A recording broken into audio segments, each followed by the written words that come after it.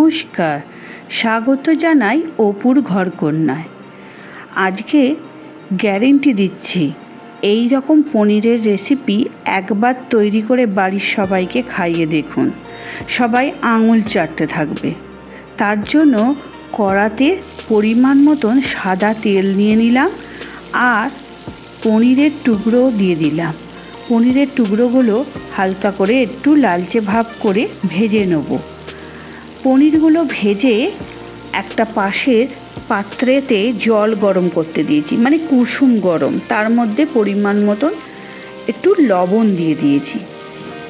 পনিরগুলো ভাজবো, ভেজে ওই লবণ জলের মধ্যে ডুবিয়ে রাখবো। তাতে পনিরগুলো প্রচণ্ড সফট থাকবে। তার জন্য দেখুন ভাজা হয়ে গেছে। একে একে তুলে আমি জলের মধ্যে দিয়ে দিলাম। ওই একই পাত্রে ডুমো করে কেটে রাখা পটল ভালো করে ধুয়ে পরিষ্কার করে নিয়ে কড়াতে দিয়ে দিলাম। পরিমাণ মতন লবণও দিয়ে দিলাম। লবণ দিয়ে ভালো করে নাড়াচাড়া করে পটলের সঙ্গে লবণ মিশিয়ে নিলাম। নাড়াচাড়া করে চাপা দিয়ে দিয়ে রান্নাটা করলে পটলটা সুন্দর ভাজাও হয়ে যাবে, নরমও হয়ে যাবে, খেতেও টেস্ট হয়। দেখুন, তার জন্য চলুন এবার আমরা বাটনাটা বেটে নিই। টমেটো, আদা, গরম মশলা একসঙ্গে বেটে নিলাম। দেখুন পটলটাও ভাজা হয়ে গেছে সুন্দরভাবে। এবার পটলগুলোকে আস্তে আস্তে তুলে একটা অন্য পাত্রে রেখে দিলাম।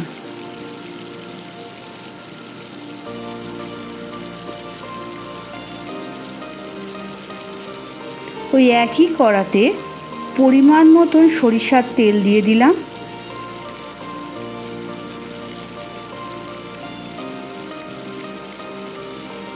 তেলটা গরম হয়ে গেলে গোটা জিরে, তেজপাতা ফোড়নের জন্য দিয়ে দিলাম।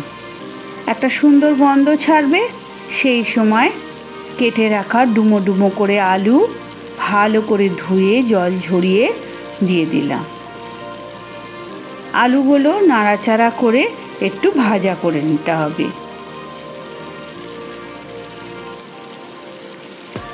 পরিমাণ মতন লবণ দিয়ে দিলাম। লবণের সঙ্গে আলুগুলো ভালো করে মিশিয়ে নিতে হবে।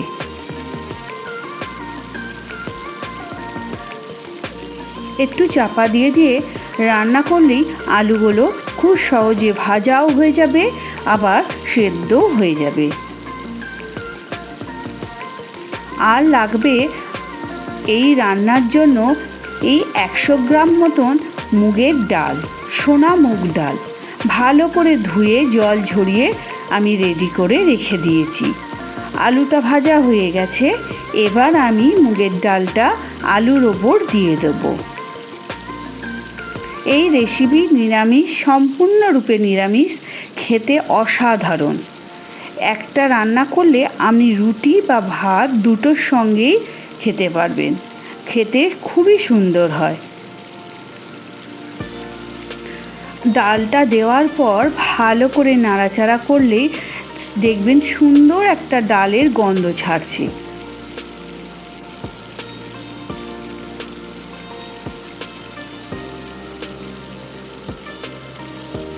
দেখুন অনেকটা ভালো আমার ভাজা হয়ে গেছে। বেটে রাখা যে মশলা সেটাও আমি দিয়ে দিলাম।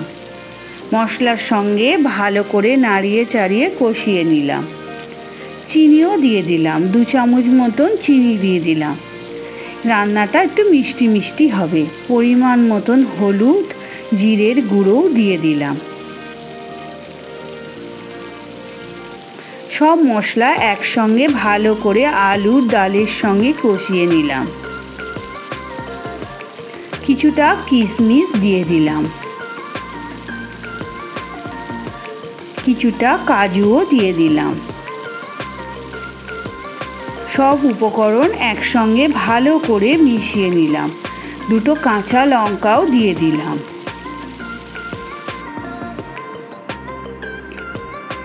একটা পাত্রে গরম জল করতে দিয়েছি। এই রান্নায় আমি একটু গরম জল ব্যবহার করব। গরম জল দিয়ে রান্না করলে রান্নার টেস্টটা আরও দ্বিগুণ হবে আর তাড়াতাড়ি ডালটা সেদ্ধও হয়ে যাবে। চাপা দিয়ে রান্না করব। দেখুন আলু ডাল সব সুন্দরভাবে সেদ্ধ হয়ে গেছে। ভেজে রাখা পটল আর পনির সব একসঙ্গে আমি দিয়ে দিলাম। দিয়ে ভালো করে নাড়াচাড়া করে মিশিয়ে নেব।